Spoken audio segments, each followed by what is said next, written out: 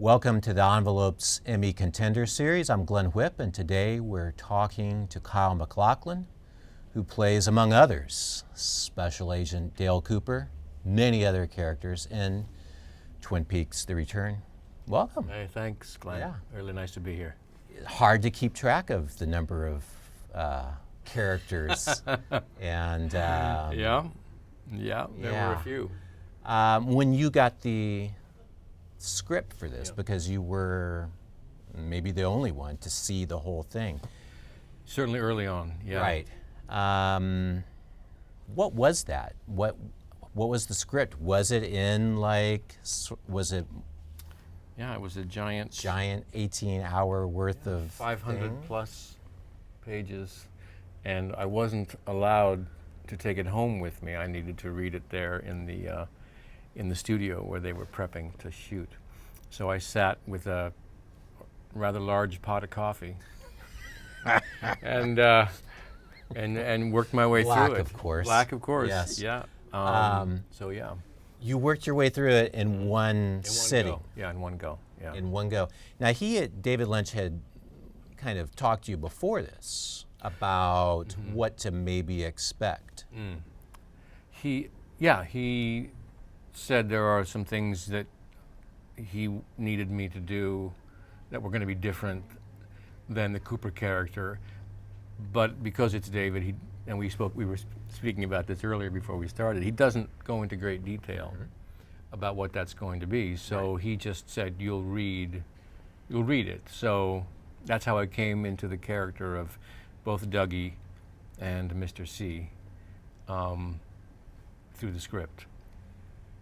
So. Yeah, the thing that I love most about watching 18 hours of this, hour at a time, is that from each hour, I never had any idea what to expect from chapter to chapter. So for you reading that, I can only imagine what that experience was like.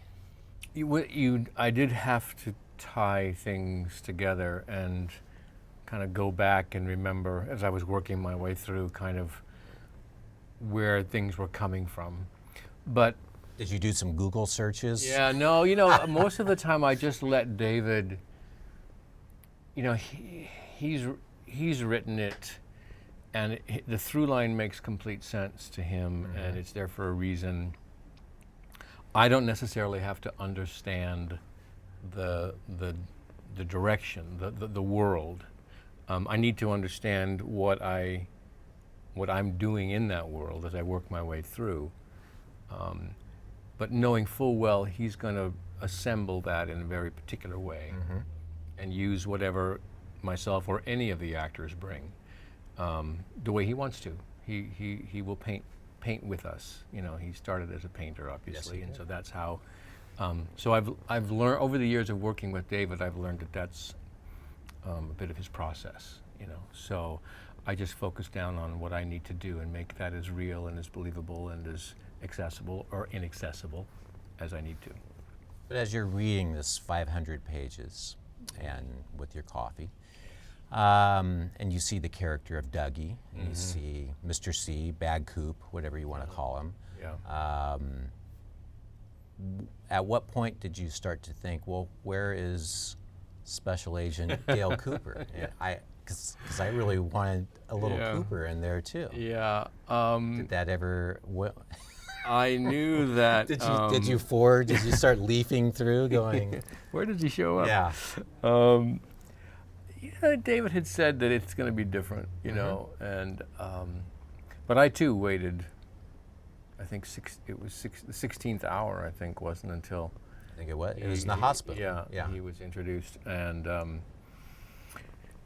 so there were. I will say that in the original reading of it, there were other, and I don't want to speak too much about this, but there were other things that were in place in the script that were more of.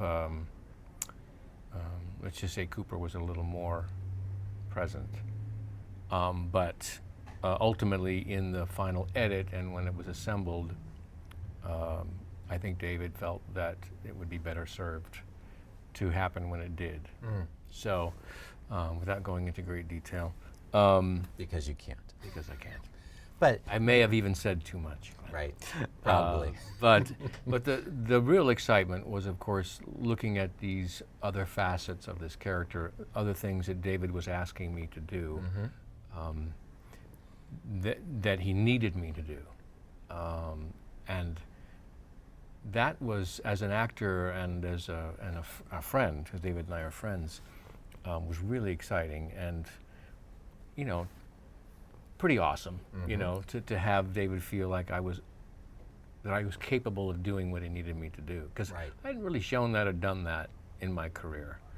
You had never had a scene where you had an arm wrestling match with a Nothing like that. large hulking guy, Yes. and that you totally just played with him and Yes. dominated the scene. Yes, that was new. Let's just say, among many, many others.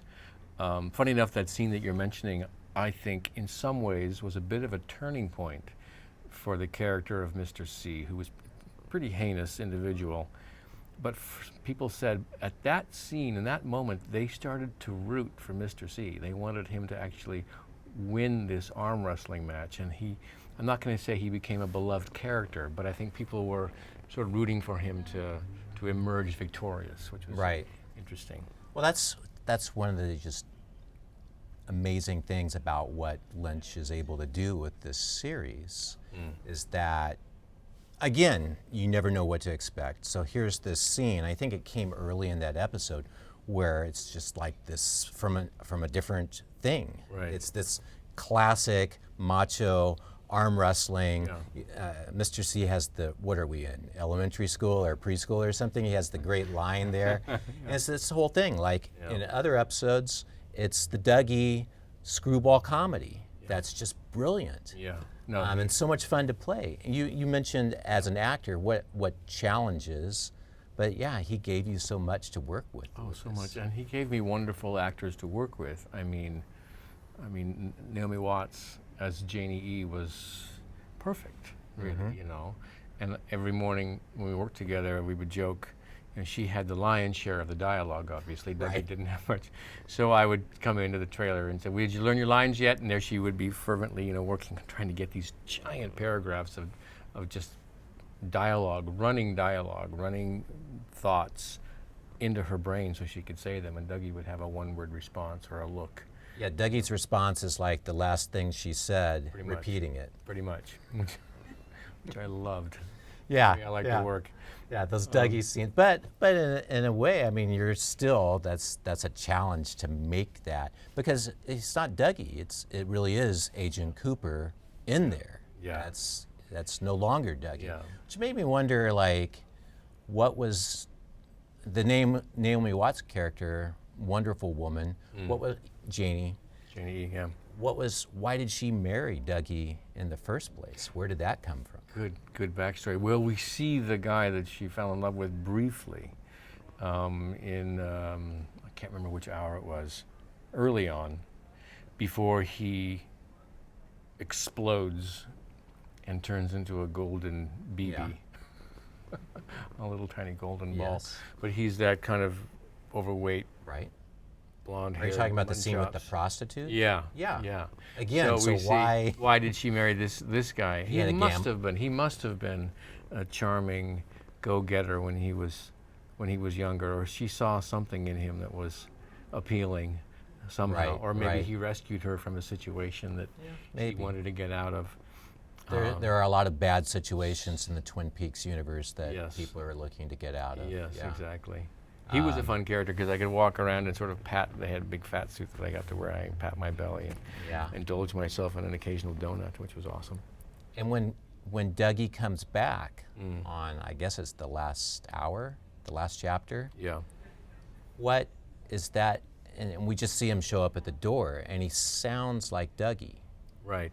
Is it Doug? What is that? He's do you he is yet another small shift in the Dougie Cooper continuum. So he's certainly not Dougie complete, and he's Right. not Cooper complete, but he is an entity that I think is the perfect choice, the perfect person to be with Janie E. So Okay. she sort of they found each other, I guess. Or That's a whole series in and of itself agree with the with you. Mitchum brothers oh yeah, and Sure. and the interaction on there. candy and the finger sandwiches. Yes. I mean, that's a whole Yes. thing that could be. Part of the fun of working with David is of course you read this, and then you kind of, well, I'm trying to visualize how David's going to do this, and I know that whatever I come up with is not going to be anywhere near as fantastic as what he's going to do. And then of course the three girls show up with the blonde bob and the outfits and the whole deal, and I'm like, well, of course that's how they would look. That's Yes. that's perfect in the David's universe, you know. Yeah. Well, you mentioned what Cooper shows up on that doorstep in Las Vegas. The last chapter, Yeah. the Cooper that we see is not really Cooper either. It No. seems to be a Cooper that's in between Cooper and Mr. C. He certainly has shreds of Mr. C in him, I think. David just said, he's just not quite Cooper. He's a little different. And that was about the extent of the definition. Yeah. So you had to play him a little different. You only, Yeah, you only but- see it when he goes into Judy's for Yeah. the coffee, and he orders coffee. Yeah. It's not with the enthusiasm No, it's a little more. that Agent Cooper would have had for it. It's a little. It doesn't. The enthusiasm is not there. I agree. Yeah. But I will say that it's on the page. It's in the choice of words. It's in the action. He's, as was Cooper, very capable of physical action and wrestling the gun from the guy. And you believe Cooper could have done that as well. And this guy does it as well, but it was just as a slightly harder version of the Dale Cooper that we remember and know. So these are all slices that just made sense to me and to David as well. So we found them. I found them. You've had several months to sort of digest that Yeah. last hour, Yes. last chapter. Yeah. What does it all mean? I mean, you did a lot of interviews, like right after that, those final two episodes aired, and you, I think, in honoring the spirit of what David is putting out there, didn't have a whole lot to offer yourself. Right. Yeah, in the tradition of following the tradition of David, who doesn't feel the least bit compelled to explain what something means or doesn't mean, really wants you the audience, to take away with them of your own interpretation, your own feelings about it. We shot those sequences when I come to the house and I meet the new owners very early in the filming. And I remember wanting to get the same sense as, that the cold shivers in the back when you visit the Palmer house and you realize that Laura's not there, and you look up and you see the ceiling fan and some of these frames and these images from the original television show. And I knew we were kind of going into that territory, and we captured it, I think, really, really well. But I was still a little uncertain as to what it was leading to. Even the final line, what year is this? And I have my own sense about where we are and where we may have missed a certain kind of, I don't know what to say, like a connection or a junction somehow. But in terms of sort of spelling out and going back and trying to figure out what it all means, it's like, no, all I know is I'm in a place and I'm at a loss. And the Cooper character that we all know and remember was, I don't think, ever at a loss. And to see that for the first time was very frightening and disheartening and confusing. Mm-hmm. That's not what I played, but it's what I saw when I saw it. It was like, oh, now we're in trouble, you know? And you realize that even the best man, the best who we think of as Cooper as the best man, maybe he didn't get there. We don't know. Yeah. It's haunting. It is haunting. It's That's a haunting, good word. and yeah, it speaks to, again, this battle of good versus evil, and that It's a major theme. evil is going to win sometimes. Yeah. Or at least never go away. Or never go away. And, you know, I guess Cooper could have possibly stayed in that Twin Peaks sheriff's station. It was very moving when he said something to the effect, I wish I could, and I'm sure you can remember the line, I wish I could stay here with you, or I've enjoyed, I hope to see you again. Yeah, there was a little goodbye Right. there. And, yeah. and you as an audience member feel that deeply, because you wish that Agent Cooper, as we know him, could spend time with the Twin Peaks friends too, you know? Yeah. But he feels compelled to go, there's unfinished business. Correct. And Particularly with obviously with Laura Palmer. Yeah. And you know, and is it hubris? Is he thinking, you know, like yeah, a I little bit. can make it all right? But duty too. That's And who he is. Well, it is true. Yeah. He's compelled. And we don't see the soul searching that could happen. It's just, this is his job. This is what he needs to do. Very complex, interesting, intricate Yeah. 18 hours of Oh yeah, because sift through that, you huh? can and that was one question that, and we have many, and I could spend the next hour talking Let's about do it. various things, but many questions from readers as well. Good.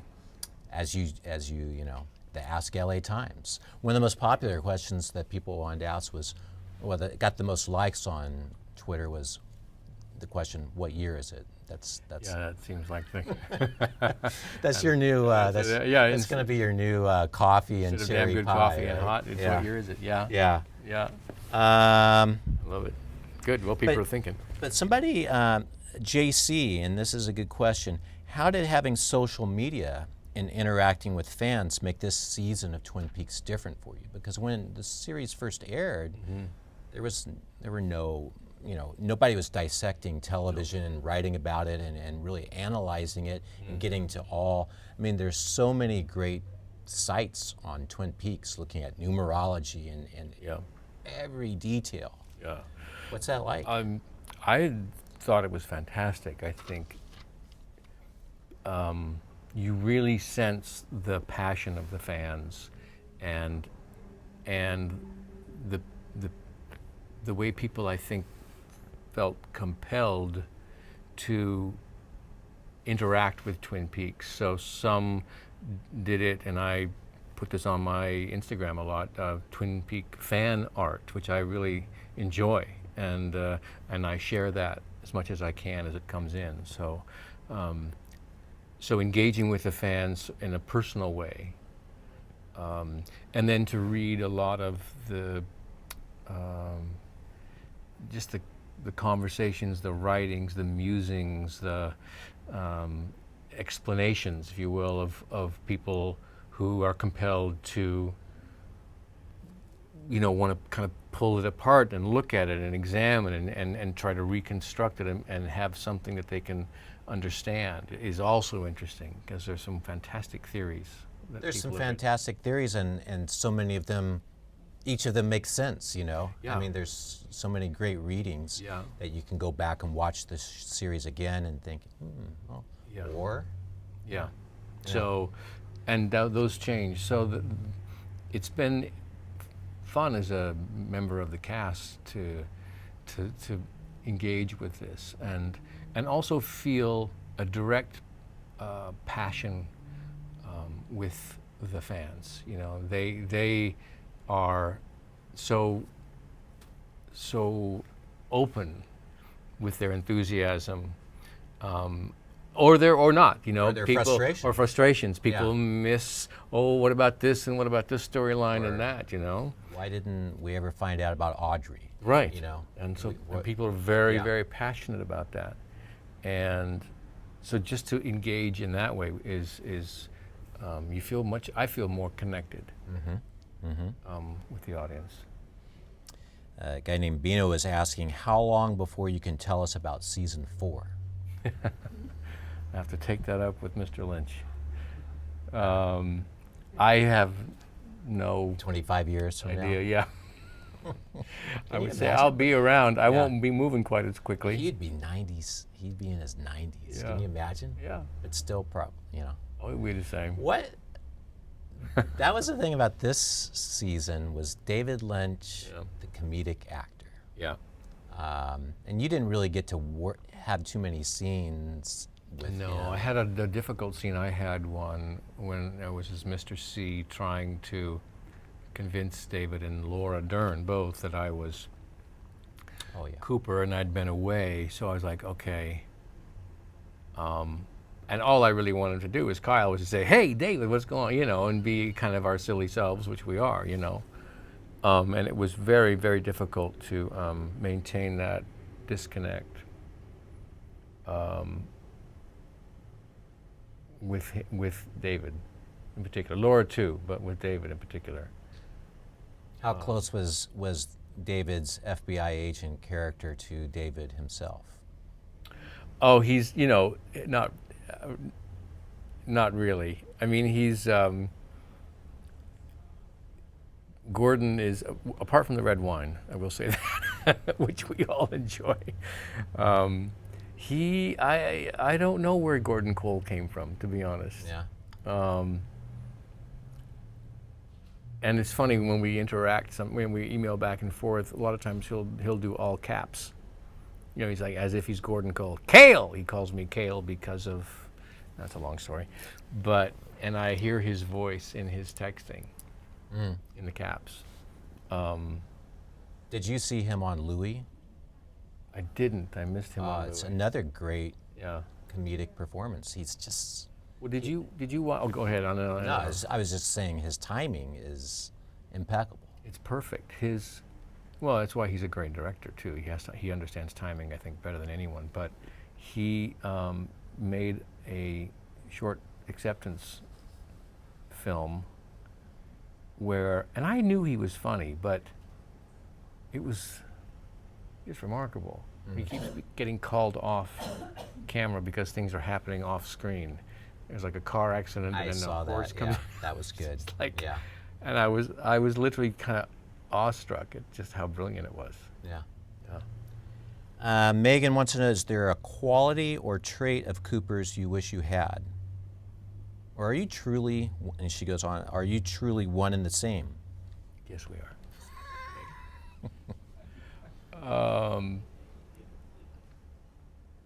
You know, I mean, he's got so many great qualities, the Cooper character. And I think there are definitely similarities. I think they're obviously magnified. You know, his enthusiasm for trees and coffee, and that. I mean, I'm enthusiastic about coffee too. And his devotion and commitment to his job, you know, it's very.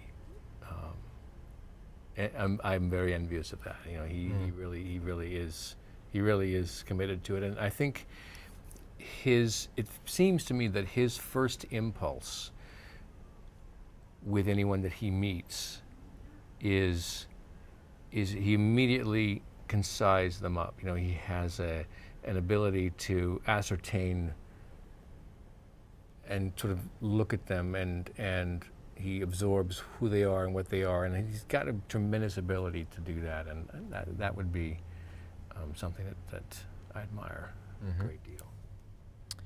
Ivan wants to know, has your opinion of Fire Walk with Me changed in light of season 3 and its connections with the film?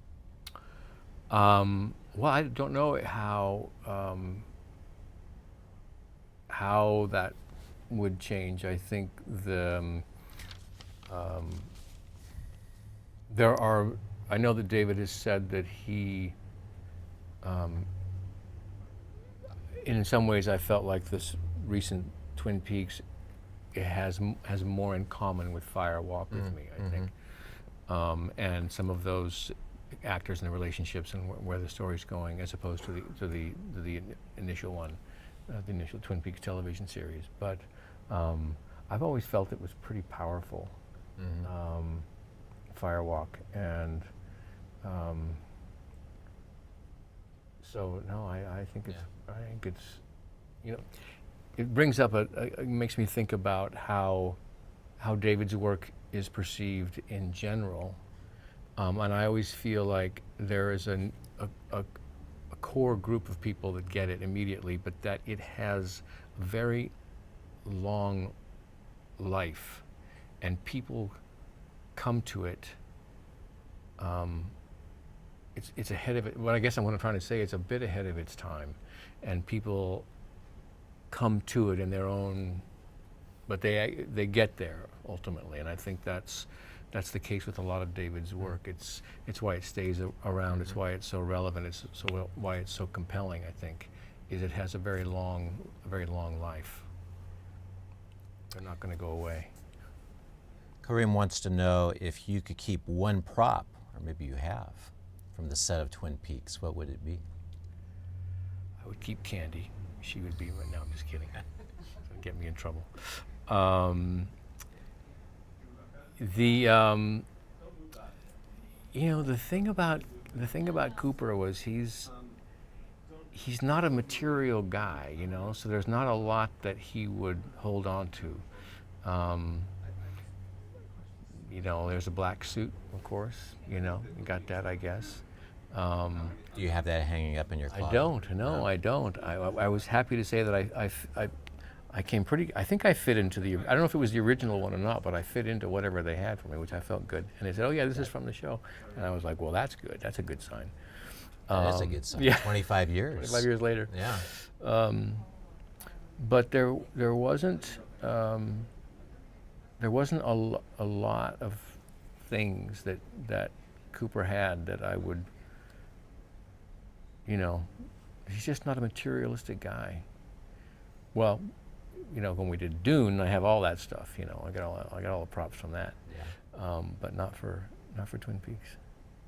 Many people, including Paula, wanted to know, what did Laura whisper in the Red Room? Maybe we should just ask what she Cheryl just said, whispered. let's get out of here and get a pizza. She was I don't, it was the Red Room. It was backward. It was hard to hear. Yeah. That's my best answer today. Well, let's see. Where are we here? I could keep going with the readers' questions. Yeah. Those are good questions. Do you feel that starring in Twin Peaks shaped your acting going forward? So starring, I guess, in the original show, which you had done quite a bit before that, too. Yeah, I started work with David. I've gone to school and had done a lot of theater, and then I did Dune with David, and then Blue Velvet. And then I did a little sci-fi movie called The Hidden, which is kind of a fantastic rental, actually. And then I worked on The Doors. So I just kind of bumping along. But Twin Peaks and I think particularly the character of Agent Cooper, used to be when I was younger, the idea of being identified with a character, so strongly identified with a character, that was very particular and unusual and eccentric, was, I felt it was, I was certainly proud of my work, but it's like, yes, but I'm a young actor. I can do this and I can do that, and think of me as this, So you're compelled to think, okay, that's one thing that I do, and then you want to go on and you want to, discover the world, And as I've gotten older and I've worked continually, and I look back now on the original character with such fondness, and my level of appreciation for the gift of Cooper. Yeah, I've grown up, I've matured, I guess, and you recognize the value, and you cherish that. So my whole thinking about Cooper, not that I hated him, I didn't by any means, I embraced him when I did it, but there was so much more that I wanted, and now recognizing that I'm identified so strongly with that character, and that character is beloved, and that's something I'll be remembered for, is actually a pretty amazing, special thing. So I've come to that. It's taken me a while, but I guess you mature. Sure, So. sure. We have a lightning round where we ask these questions. God, okay, good. I mean, I guess lightning, given this show and all the electricity going on, is a little dangerous. Don't explode. We have to make sure. Okay, good. This is the vortex is going to open up over the ceiling. Be very here. careful what we wish for. David Lynch could be lurking. He could be. I think because you gave away the script thing at the beginning. You know what I did? So, Yeah. what was the last show you binge watched? Stranger Things. A little bit late, but I did a quick interview with. I did something with David Harbour, Actors on Actors, and I got to spend some time with him, who I really, really like. And so, because I knew I was going to be talking to him one-on-one, it's a show that I wanted to see. It's about getting to things, right? So I sat down and started watching, and then of course I'm hooked, and now so I finished them all. So. Okay. If you could go back and be on any TV show ever, what would it be? Gilligan's Island, without a doubt. Come on, you could see me on that island, right? Professor. You've got Ginger, you've got Mary Ann, you've got Mrs. Howell. Yeah. Come on. I'm going to stop there, or I'm really going to get in trouble. A lot of people watch TV to unwind. What do you do to unwind? Cook. Play golf, although I don't really unwind when I play golf because I'm very intent. But I also watch. I'll sit down and I'll watch. It's a luxury to take time to sit down and watch a program, and at the same time, these are my fellow actors creating extraordinary work. So. But I still feel like it's a luxury to watch. So There's so much to watch. So much good stuff. Yeah. What do you know now that you wish you knew on your first acting job? I don't know about this answer, but my job is about the journey. So I knew precisely what I needed to know on my first job, which was not that much. And now, at my age, and I've done a lot, I've learned a lot, and I have a tremendous amount to learn, to continue to learn about this process of creating a character and bringing them to life and doing the character justice in the arena of filmmaking or television or theater.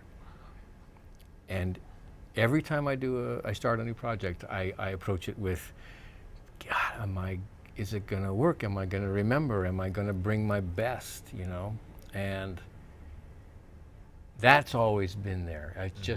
I think the organism hopefully has grown, you know what I mean? So I'm able to do my best. And I just feel like the growth will continue. Hopefully the growth will continue. I expect it till, they lay me down and send me on my way. Well, thanks. It makes me want to start getting into all the issues of mortality on this last season of Twin Peaks. Oh, yeah, some sad things. That's another thing that just really runs through that season. Yeah, and it's beautiful, and gives you heartbreaking too. Yeah. Yeah. But yeah, it's you go through and the credits, it'd be in memory of almost Yeah. every episode. Yeah, that was that's hard to watch. So there's they live on. People live on. Miguel lives on. Catherine lives on, but they're not here. So it's the memory. That's how people live on, and we actually have them to watch as well. So, and we can talk about it, and we tell stories. This is about the stories they're remembering, Yeah. and that's how they live on. Well, it was a great great gift, a great Thank you. great way to pay tribute and to have those memories Yeah. with this last season. So Yeah. thanks for coming in today. What a pleasure. Really nice to talk with you. Yeah, thanks. For more of these Emmy conversations, you can go to latimes.com. Thanks for watching today.